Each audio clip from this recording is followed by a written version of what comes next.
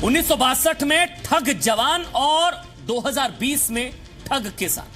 2020 में 1962 वाली साजिश, धोखा 1962 में जवानों से और अब किसानों से। दरअसल हम ऐसा क्यों कह रहे हैं, इसके लिए आपको कृषि मंत्री नरेंद्र सिंह तोमर की चिट्ठी के पेज नंबर 7 को पढ़ना होगा, जिसमें लिखा गया कि जब लेह लद्दाख में सीमा पर सुरक्षा की चुनौतियां बढ़ी हुई थी, ये चिट्ठी मेरे हाथ में है, इस चिट्ठी में लिखा गया तो जवानों के लिए रसद ले जा रही ट्रेनों को रोकने वाले किसान नहीं हो सकते।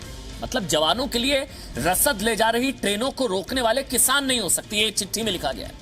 पर्दे के पीछे छिपकर किसानों को गुमराह करने वाले इन लोगों की विचारधारा 1962 की लड़ाई में भी देश के साथ नहीं थी। आगे लिखा गया है कि पर्दे के पीछे छिपकर किसानों को गुमराह करने वाले इन लोगों की विचारधारा सन 62 की लड़ाई में भी देश के साथ नहीं थी। आज ये लोग फिर से 62 की भाषा बोल रहे हैं। अब देखिए 62 वाली साजिश क्या थी, आज आपको ये जानना चाहिए। जिस चिट्ठी में जिस बात का जिक्र किया गया 62 वाली साजिश का, 2020 में आंदोलन के पीछे कौन सी 62 वाली साजिश थी और 62 में चीन के साथ लड़ाई में कौन देश के जवान के साथ नहीं था? क्या वही ताकतें आज देश के किसानों के खिलाफ साजिश रच रही है? ये देखिए और बहुत ध्यान से ये देशहित की स्पेशल रिपोर्ट को समझिए। ये जो स्वराज आया है उसे हम मजबूती से अपने पास रखेंगे ताकि कोई दूसरा हमारी तरफ टेढ़ी नजर भी उठाकर देखे तो हम उसका पूरी तरह से मुकाबला कर सकें। मैं आपसे कहूंगा कि 2 नारे आज लगें। 2 नारा अगर आप लगाएं तो वही असली नारा है आज देश की जरूरत के मुताबिक। एक तो जय जवान का और दूसरा जय किसान का। ये 2 नारे मैं समझता हूं कि आज हमारे देश के लिए जरूरी है। एक जय जवान और एक जय किसान। 1965 के युद्ध में लाल बहादुर शास्त्री ने एक नारा दिया था, जय जवान जय किसान। यह नारा राष्ट्र को किसानों और जवानों से जोड़ने के लिए दिया गया था। लेकिन क्या आप ये जानते हैं कि 1965 के युद्ध से 3 साल पहले 1962 में देश के जवानों के साथ एक साजिश भी हुई थी। 1962 के युद्ध में एक विचारधारा ने देश के खिलाफ साजिश की, देश के जवानों के साथ साजिश की, और अब वही विचारधारा देश के किसानों के साथ साजिश कर रही है। इस साजिश को जानने से पहले आपको एक चिट्ठी की कुछ लाइनें पढ़नी होंगी। ये चिट्ठी देश के कृषि मंत्री नरेंद्र सिंह तोमर ने लिखी है।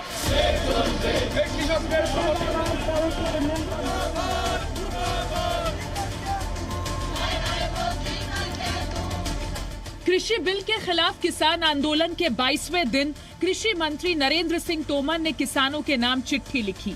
8 पेज की इस चिट्ठी में कृषि मंत्री ने 7वें पेज के 4थे पैराग्राफ में क्या लिखा है, ये ध्यान से सुनिए। जब लेह लद्दाख में सीमा पर चुनौतियां बढ़ी हुई हों, जब कई फीट बर्फ गिरी हो, तो सीमा की तरफ जवानों के लिए रसद रोकने वाले ये लोग किसान नहीं हो सकते। ऐसे लोगों की वजह से अपने सैनिकों तक रसद और अन्य जरूरी सामान हवाई और अन्य मार्ग से पहुंचाना पड़ रहा है। जनता की गाढ़ी कमाई वैकल्पिक इंतजामों में लग रही है।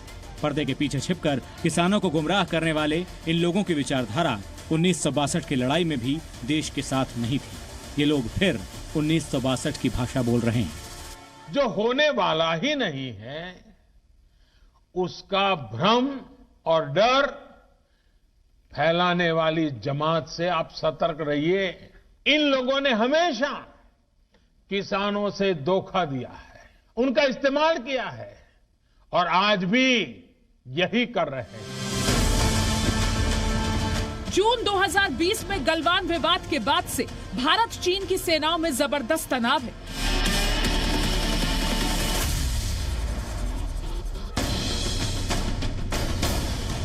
भयानक बर्फबारी में भी दोनों सेनाएं एलएसी पर डटी हुई हैं। तो कौन है जो लेह लद्दाख में सैनिकों की रसद रोकना चाहता है? कौन है जो सीमा पर दुश्मन की चुनौतियों पर दुश्मन का साथ दे रहा है? तो वो कौन सी विचारधारा है जिसने 1962 के युद्ध में जवानों से विश्वासघात किया और उसके 58 साल बाद साल 2020 में किसानों को मोहरा बनाकर देश की सीमाओं तक जरूरी सामान पहुंचने से रोकना चाहती है। तो आज देश हित में हम आपको बताएंगे कि भारत में वो कौन सी पार्टी थी जिस पर भारत ही के खिलाफ चीन का साथ देने के आरोप लगे थे। वो कौन सी पार्टी थी जिसने जवानों के लिए रक्तदान करने को पार्टी विरोधी गतिविधि करार दे दिया था। भारत के वो कौन से नेता थे जिन्होंने ये मान लिया था कि चीन तो कभी हमलावर हो ही नहीं सकता। 1962 में जब प्रधानमंत्री नेहरू हिंदी चीनी भाई भाई का नारा दे रहे थे, तब चीन ने भारत से सबसे बड़ा विश्वासघात किया और 20 अक्टूबर 1962 को भारत पर हमला कर दिया। इस युद्ध में भारत के करीब 1300 सैनिक शहीद हुए, 1000 से ज्यादा सैनिक घायल हुए। चीन ने भारत के अक्साई चिन्ह पर कब्जा कर लिया और भारत ने 43,000 किलोमीटर इलाका गंवा दिया। और आरोप है कि भारत चीन के युद्ध के वक्त भी कम्युनिस्ट पार्टियां भारत के खिलाफ, भारतीय सैनिकों के खिलाफ चीन की मदद कर रही थी। कृषि मंत्री ने आज जो आरोप लगाया है कि किसान आंदोलन के बहाने सीमा पर तैनात जवानों तक जरूरी सामान न पहुंच पाए, इसकी साजिश हो रही है। उसी तरह वामपंथी पार्टियों पर 1962 के युद्ध में भारतीय सेना की तैयारी कमजोर करने के आरोप लगे थे। वो वामपंथी दल जिनकी एक ही राज्य में सरकार है, केरल में, जहां एपीएमसी एक्ट है ही नहीं, और यहां पर एपीएमसी एक्ट के लिए झंडा बुलंद कर रहे हैं। किसान इस देश में राष्ट्रभक्ति निष्ठा का एक प्रमाण होता है और किसान परिवार के बेटे ही सर्वाधिक सेना और सैन्य बलों में जाते हैं। और ये वो लोग हैं जिन्होंने 1962 के चीन के युद्ध के समय इनके एक धड़े ने खुलेआम चीन का समर्थन भी किया। 1962 के युद्ध में जब देश जवानों के साथ खड़ा था, तब वामपंथी पार्टियां चीन प्रेम में देश से विश्वासघात के आरोप में घिरी थी। 1962 के युद्ध में भारतीय कम्युनिस्ट पार्टियों ने कहा था कि ये युद्ध नहीं, समाजवादी और पूंजीवादी राज्य के बीच संघर्ष है। कम्युनिस्ट पार्टी के फाउंडर और पश्चिम बंगाल के मुख्यमंत्री रहे ज्योति बासु ने कहा था, चीन कभी हमलावर हो ही नहीं सकता।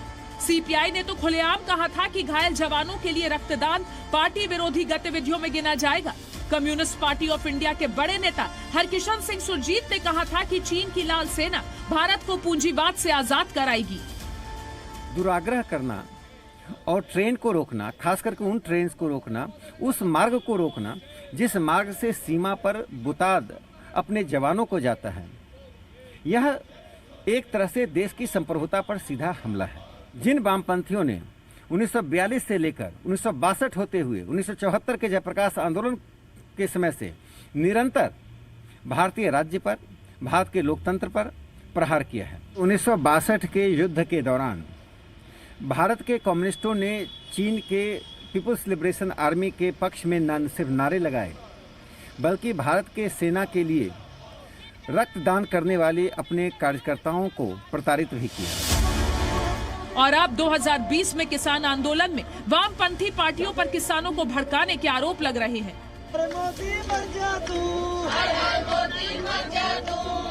जो वामपंथी आज किसानों को बदनाम करके प्रधानमंत्री के लिए मृत्यु गीत गा रहे हैं, वो 1962 के युद्ध में प्रधानमंत्री नेहरू के खिलाफ चीन का साथ दे रहे थे। वहाँ पर वामपंथी लोग मिलकर इस आंदोलन को दुरुपयोग करके किसानों के कंधे पर बंदूक रखकर चलाना चाहते हैं और वो मोदी सरकार को झुकाने का एक असफल प्रयत्न करने का सपना देख रहे हैं।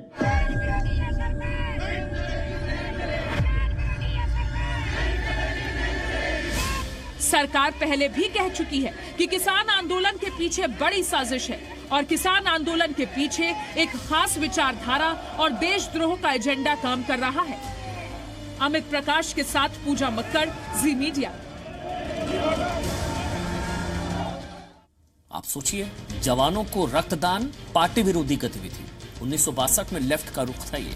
जब जवानों को खून की जरूरत थी, तब रक्तदान को पार्टी विरोधी, एंटी पार्टी एक्टिविटी बताया था लेफ्ट ने, जवानों को ब्लड डोनेट करना।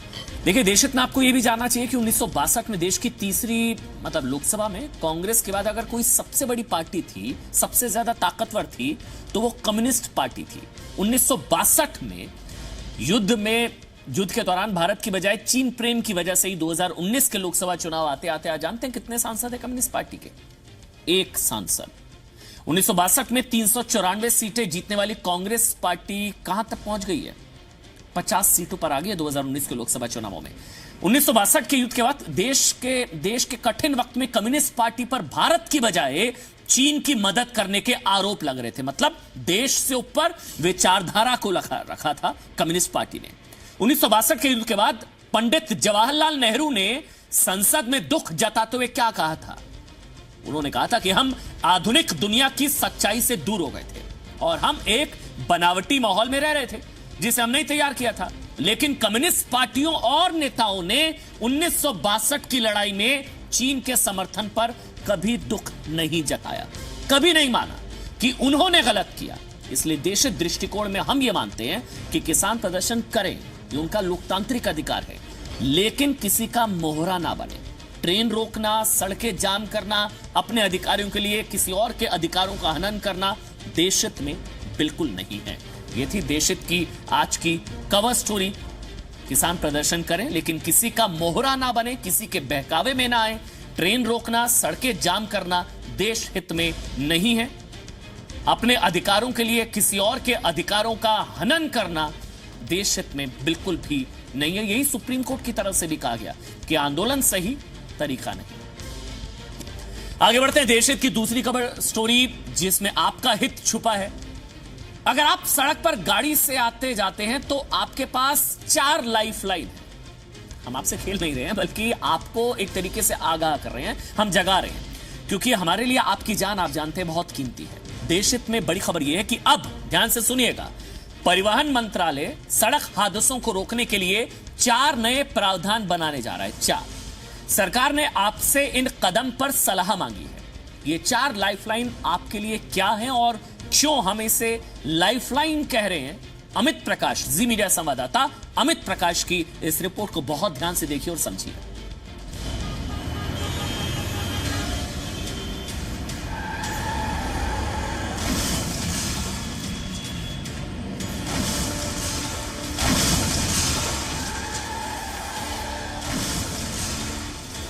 बस इस वीडियो को यहीं रोक दीजिए और अब जरा मेरी बातों पर ध्यान दीजिए। मैं जी न्यूज का एक रिपोर्टर हूं। हर रोज खबरों की तलाश में इसी तरह सड़क पर निकलता हूं और आए दिन सड़कों पर दुर्घटनाएं होते हुए देखता हूं। आपने भी शायद कई बार जानलेवा सड़क हादसे देखे होंगे या फिर हो सकता है किसी हादसे में आप खुद भी बाल बाल बचे हों। आप नहीं चाहते कि देश की सड़कों पर सड़क दुर्घटनाएं हो ही ना, और अगर हो भी तो किसी की जान न जाए, वो बच जाए।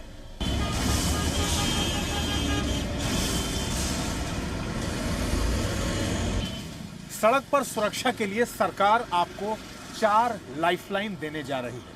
तो अगर आप चाहते हैं कि कहीं जाते वक्त आप सुरक्षित रहें और आपके अपने परिवार को भी आप सुरक्षित रख सकें, तो आप इन 4 लाइफलाइन का इस्तेमाल कर सकते हैं। ये 4 लाइफलाइन क्या है, पहले जरा इसे समझ लीजिए।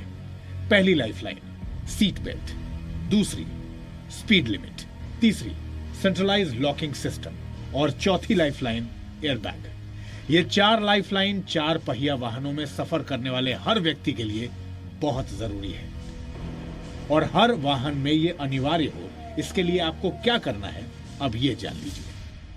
सरकार ने अब यह तय किया है कि सड़क दुर्घटनाओं के मद्देनजर अब सड़क के नियम कानून, जो गाड़ियों में चलने के नियम और कानून है, उसमें कुछ परिवर्तन किए जाएंगे और इसके लिए सरकार ने आप लोगों से, देश की जनता से सलाह मांगा है कि क्या करना चाहिए। ये 4 चीजें हम बदलना चाहते हैं। वो 4 चीजें क्या है, आज बातचीत करने के लिए हमारे साथ ऑटो एक्सपर्ट श्री राज कपूर साहब हैं और हम बात करेंगे उन 4 मुद्दों पे कि जिन 4 चीजों पे सरकार जिन 4 चीजों को बदलना चाहती है। अब हम एक एक कर 4 लाइफलाइन यानी उन 4 बदलावों के बारे में बहुत ही आसान भाषा में बताते हैं जो सरकार आपकी सुरक्षा के लिए करना चाहती है। पहला बदलाव है सीट बेल्ट को लेकर। सीट बेल्ट कितना अहम है इसे आप जरा आंकड़ों से समझिए। 2019 में 4,49,000 सड़क हादसे हुए और 1,51,000 लोगों की मौत हुई। 2018 में भी 1,51,000 लोगों की मौत सड़क दुर्घटना में हुई। इनमें से लगभग 15,000 लोगों की मौत गाड़ी चलाते वक्त सीट बेल्ट नहीं बांधने की वजह से हुई। देखिए, सड़क के नियम और कानून में, सड़क पर गाड़ी चलाने के नियम और कानून में जो बदलाव लाने का प्रस्ताव सरकार कर रही है, उसमें सर सबसे पहली चीज कि सरकार अब ये तय कर रही है कि जब आप गाड़ी चला रहे हो और अगर आपने सीट बेल्ट नहीं लगाई हो तो एक अलार्म बजे। हालांकि बहुत सारी गाड़ियों में ये सिस्टम है, लेकिन अब इसको मैंडेटरी करने के लिए सरकार ने आपसे मांगा है, विचार मांगा है कि आप इस पे क्या कहते हैं, क्योंकि सरकार अब इसको मैंडेटरी करना चाहती है कि अगर आप गाड़ी स्टार्ट करने के बाद जैसे अपनी यात्रा शुरू करते हैं उससे पहले अगर आप सीट बेल्ट नहीं लगाते हैं तो आपकी गाड़ी में अलार्म सिस्टम जरूर होना चाहिए। क्या महत्व है सर इसका? डेफिनेटली वैल्यू ऐड तो है ही है कि आप अगर सीट बेल्ट नहीं लगाते तो एक ऑडियो अलार्म या ऑडियो बजर जो है आपको याद दिलाता रहे कि ये चीज़ आपकी करनी ज़रूरी है। और बहुत सी गाड़ियों में होता है और बहुत सी गाड़ियां ऐसी हैं कि एक बार बता के बंद हो जाती हैं, लेकिन मेरे हिसाब से ऐसा होना चाहिए कि स्पीड सेंसिटिव होना चाहिए कि अगर पहले आपको याद दिलाया है कि आपने अपना सीट बेल्ट नहीं लगाया है, अगर आपकी स्पीड बढ़ती है तो वो अलार्म जो है बढ़ना चाहिए कि आप सीट बेल्ट लगा ही लें, आपको इतना तंग करे कि आप सीट बेल्ट लगा लें।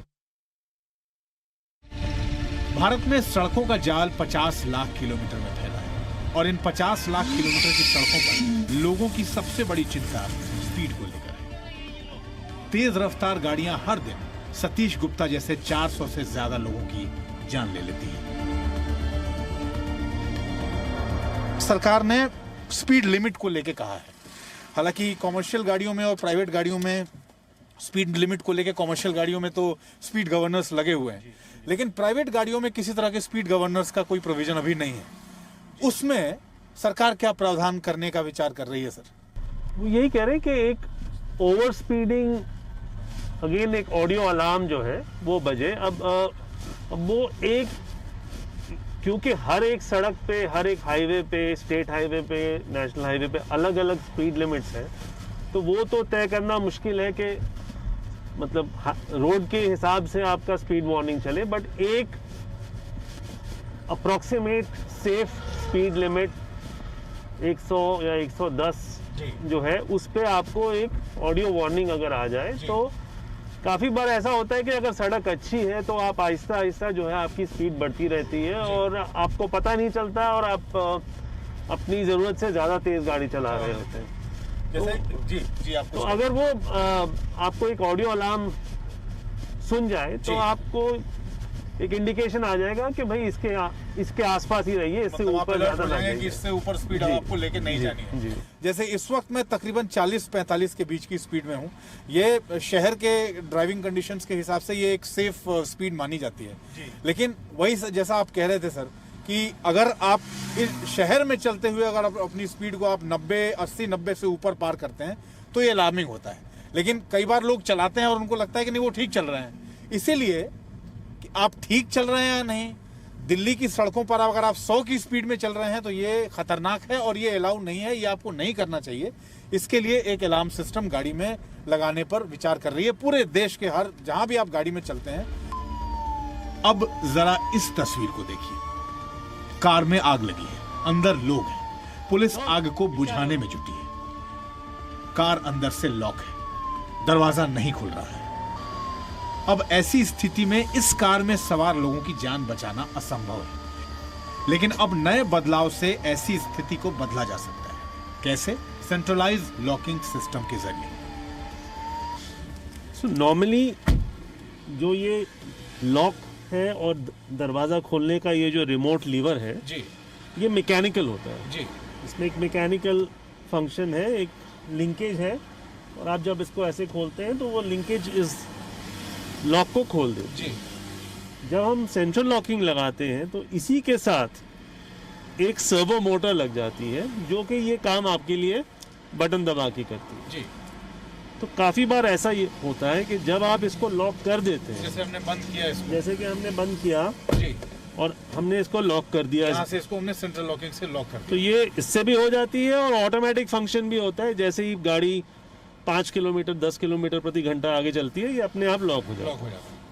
तो अब अगर कहीं कुछ दुर्घटना होती है और जो इसका इलेक्ट्रॉनिक या इलेक्ट्रिकल सिस्टम जो है वो शॉर्ट होता है या कट जाता है और ये आप खोलना चाहते हैं, तो आपको वो जो सर्वो मोटर है उसके अगेंस्ट काम करना होता है। गेयर्ड सर्वो मोटर होती है, तो काफ़ी बार ऐसा होता है कि आप उसको ना खोल सकते हैं जी।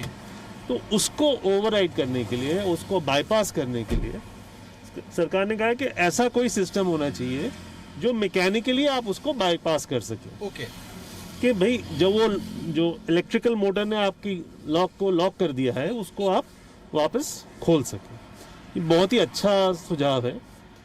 और जैसे कि आपने कहा कि काफ़ी बार ऐसा हो चुका है कि सेंट्रल लॉकिंग जो है वो जैम हो गई और दरवाज़ा अंदर से ना खोल पाएगा। तो अगर ये सुझाव पास होता है और ये एक्चुअली इम्प्लीमेंट होता है, मेरे हिसाब से it's a very good safety feature. और चौथी लाइफलाइन यानी बदलाव का चौथा मुद्दा है एयरबैग। यानी कि एयरबैग्स की अगर आप बात करते हैं तो एयरबैग्स यहाँ लगे होते हैं। जो ड्राइवर सीट के एयरबैग्स यहाँ होते हैं और यहाँ होते हैं। ड्राइवर साइड का एयरबैग, ये एयरबैग है, ये एयरबैग है। ड्राइवर साइड का एयरबैग यहाँ होता है स्टीयरिंग। ये SRS यहाँ लिखा हुआ है, आप देखोगे SRS, और इसमें नहीं है एयरबैग्स, और इसमें नहीं है। सरकार विचार ये कर रही है कि चलिए ड्राइवर की सीट के साइड में स्टीयरिंग में एयरबैग है, लेकिन अब ये विचार किया जा रहा है कि ड्राइवर के साथ वाली जो सीट है उसमें जो एयरबैग्स अभी तक मैंडेटरी नहीं थे गाड़ियों में, उसमें उसको अब मैंडेटरी करने पर सरकार विचार कर रही है। यानी कि हर गाड़ी में अब ड्राइवर की बगल वाली सीट पर यहाँ पर जो एयरबैग्स का ऑप्शन है उसको मैंडेटरी कर दिया जाएगा और यहाँ एयरबैग्स होंगे। और ये एयरबैग्स को मैंडेटरी सरकार तब करेगी जब आप अपने विचार सरकार को बताएंगे कि आप ऐसा चाहते हैं या नहीं चाहते। तो इन 3-4 चीज़ों को लेकर सरकार विचार कर रही है और उसके लिए सरकार ने अपना जो अमेंडमेंट के लिए जो चीज़ें अपनी वेबसाइट पर रखी हैं, जिन चीज़ों को वो अमेंड करना चाहते हैं उस पर आपका सुझाव मांगा है। तो देख समझ के और अपनी सुरक्षा, अपने परिवार की सुरक्षा के लिहाज से उन सारी चीज़ों को देख के तय करिए और उसके बाद सरकार को अपनी तरफ से अपनी बात वहाँ रखिए, सरकार के प्लेटफॉर्म पर रखिए। उसी हिसाब से सरकार कार्रवाई करेगी और चीज़ों को मैंडेटरी करेगी। उसी हिसाब से सरकार आगे के नियम तय करेगी ताकि आपका परिवार सड़क पर चलते हुए या फिर गाड़ी के भीतर, ऐसे भी आप अगर यात्रा ना भी कर रहे हो और ऐसी किसी स्थिति में, किसी इमरजेंसी सिचुएशन में, जैसे मैंने कहा कि सेंट्रल लॉकिंग सिस्टम लॉक हो जाता है और आप बाहर नहीं निकल पाते हैं, इन तमाम चीज़ों को देखते हुए आपके 360 डायमेंशन की सुरक्षा की जिम्मेदारी सरकार लेना चाहती है और इसलिए इन तमाम चीज़ों में सरकार बदलाव करना चाहती है। अमित प्रकाश, जी मीडिया, दिल्ली।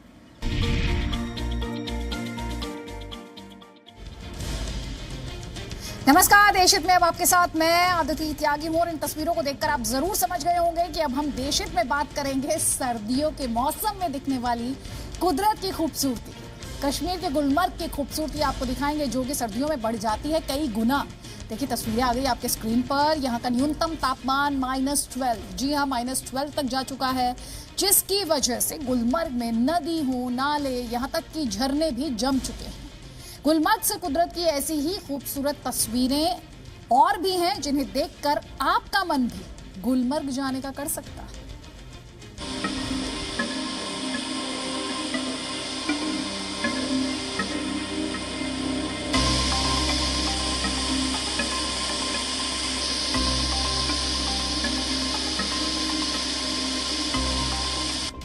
बहते बहते जम गया झरना,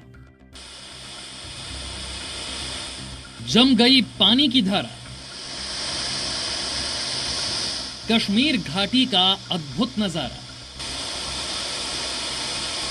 आपने पानी का झरना तो देखा होगा, पहली बार अपने टीवी पर देखिए बर्फ का झरना। माइनस वाली सर्दी में पानी का यह झरना जम गया है। इस पहाड़ी से नीचे जहां जहां झरने का पानी गिरता था वहां वहां बर्फ ही बर्फ है। ये जगह है गुलमर्ग का द्रंग इलाका। अगर आपको इस जगह की खूबसूरती देखनी है तो आपको गुलमर्ग से 7 किलोमीटर दूर आना होगा। कुदरत की सबसे सुंदर तस्वीरों में से एक है ये झरना, जहां चट्टानों पर बहता हुआ पानी जम गया। झरने के बीच से अभी पानी बहता हुआ दिख रहा है, जिसे देखकर ऐसा महसूस होता है जैसे यहाँ से पानी नहीं बर्फ की धारा बह रही है। अब तक आपने बहते झरने देखे होंगे, लेकिन आज हम आपको दिखा रहे हैं फ्रोजन वाटरफॉल।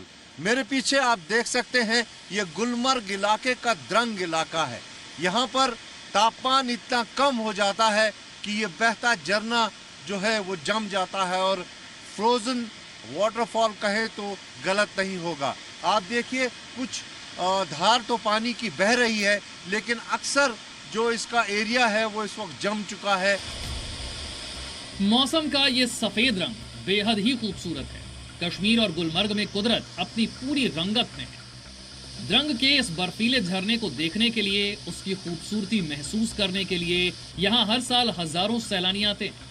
कोरोना काल में भी सैलानी इस झरने का दीदार करने आ रहे हैं, इसके सामने तस्वीरें खिंचवा रहे हैं। सर्दियां आते ही ये अद्भुत हो जाता है, और ये जो फ्रोजन वाटरफॉल है मुख्य आकर्षण बन जाता है पर्यटकों का, और जिसके कारण यहाँ के लोगों का रोजगार भी चलता है। यहाँ के लोग इस मौसम का, ठिठुरती ठंड का बहुत ही बेसब्री से इंतजार करते हैं। ये लोग चेन्नई से बर्फबारी का मजा लेने गुलमर्ग आए। इस झरने को देखने के बाद सैलानियों की बातें सुनकर आपका मन भी यहाँ आने का कर जाएगा। फोटोज वगैरह बहुत अच्छा आता है, और इसका जो फ्रोजन जो वाटरफॉल है वो बहुत अच्छा आता है हमको, और इतना हमको पसंद है, इसलिए हमने सोचा है कि हम अभी गुलमर्ग से आ रहे हैं। हम लोग गुलमर्ग में रह रहे हैं, फिर भी गुलमर्ग से मुझे द्रंग आना है करके हमको ड्राइवर को और गाइड को बोल के मुझे द्रंग जाना है करके, तो आके हम इधर एंजॉय कर रहे हैं। बहुत अच्छा है, पहले बार इधर आ रही हूँ मैं, लेकिन ये आइस वाला स्नो वाला लाइक वाटरफॉल्स बहुत अच्छा है, लेकिन बहुत एंजॉय कर रहे हैं इधर।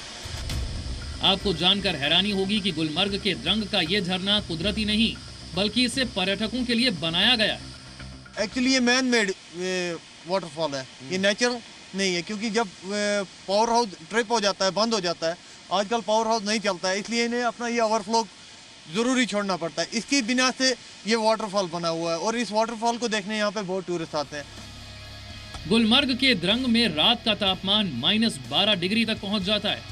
जिस वक्त जी न्यूज के कैमरे से इस झरने को शूट किया जा रहा था, उस वक्त भी गुलमर्ग के द्रंग का तापमान -4 के करीब था।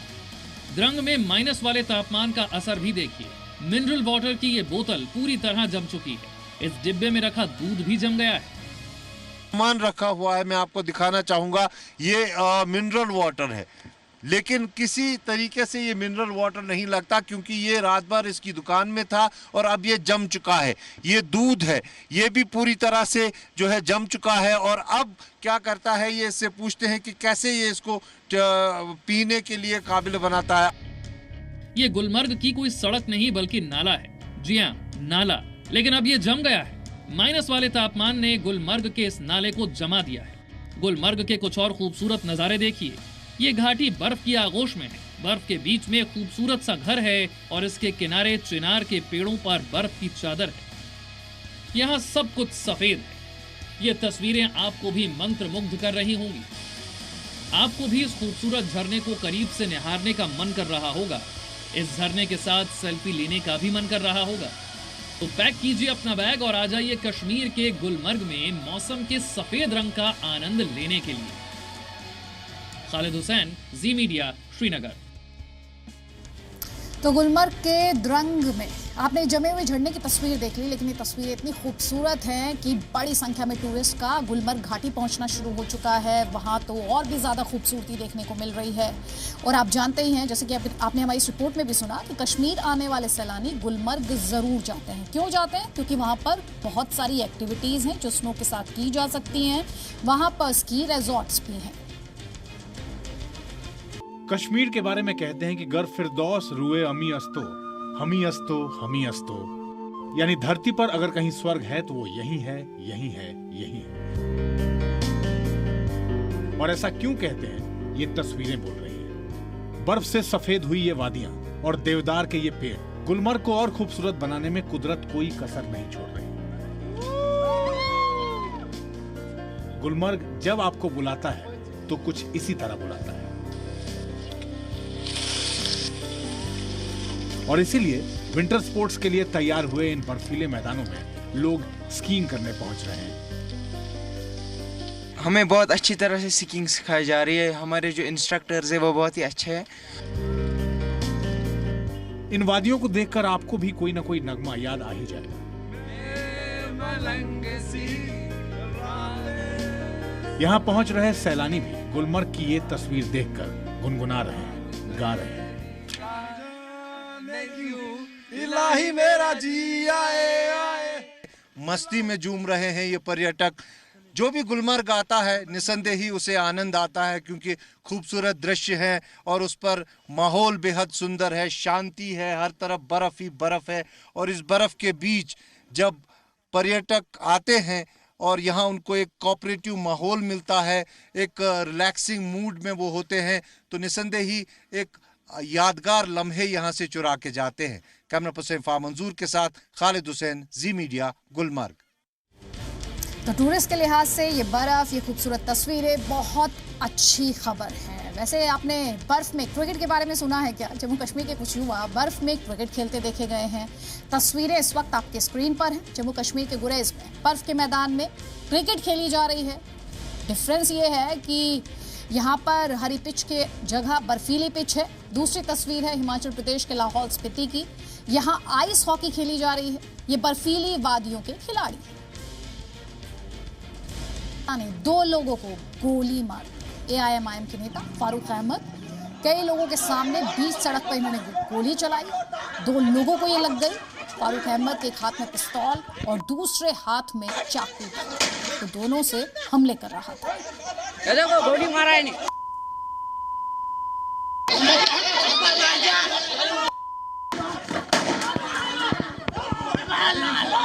गोली मार दिए।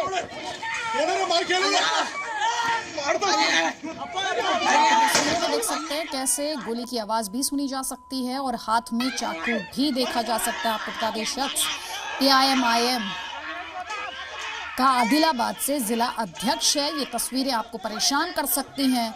ये विचलित करने वाली तस्वीरें हैं जिसमें AIMIM का एक नेता गोली चलाता है और चाकू से वार करता है। गोली मारा। Presenting B News app, available on Google Play and App Store. Download it now.